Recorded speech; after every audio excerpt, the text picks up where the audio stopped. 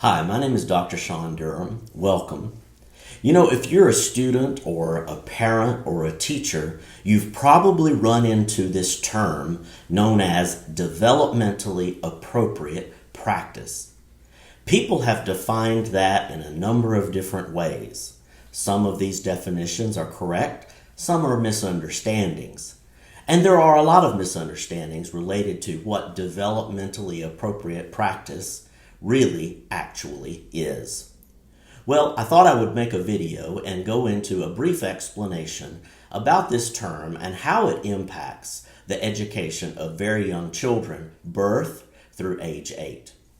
In the late 1980s, the National Association for the Education of Young Children coined this term through a position statement that they provided to help the field of early childhood education come to a common understanding of the type of education that was appropriate for children in this very critical age group.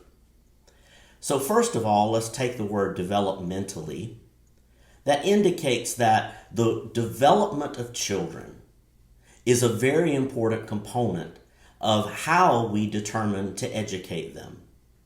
Development is something that proceeds in pretty much a stage-like fashion for each typical child. However, with young children, that development can be uneven, but it's a very important thing to consider when we're considering the types of experiences that we are planning for them. Second, appropriate.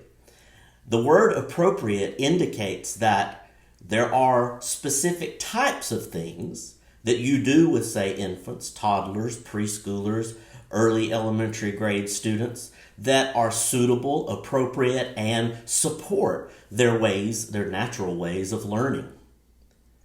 In contrast, there are also practices, approaches, strategies that simply are not appropriate for children at a given age group. Finally, the word practice. Practice indicates that developmentally appropriate practice is an ongoing process of decision-making that an adult, a teacher, a parent, is making to determine which practices are most appropriate and effective for their child.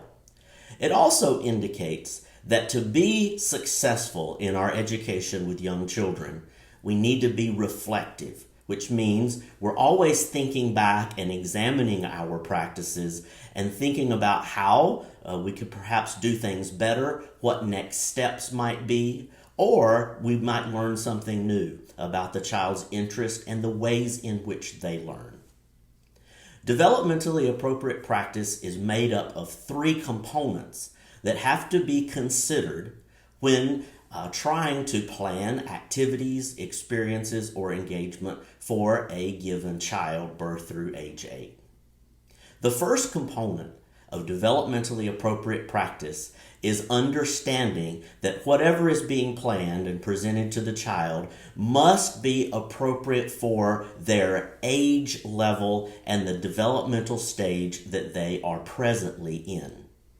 It means that we're trying to provide experiences that are not too easy, but not too challenging. They're in that spot where the child can feel confident in pursuing that activity, and it may be just a little bit beyond their current capabilities so that they're always on the growing edge of their development and learning.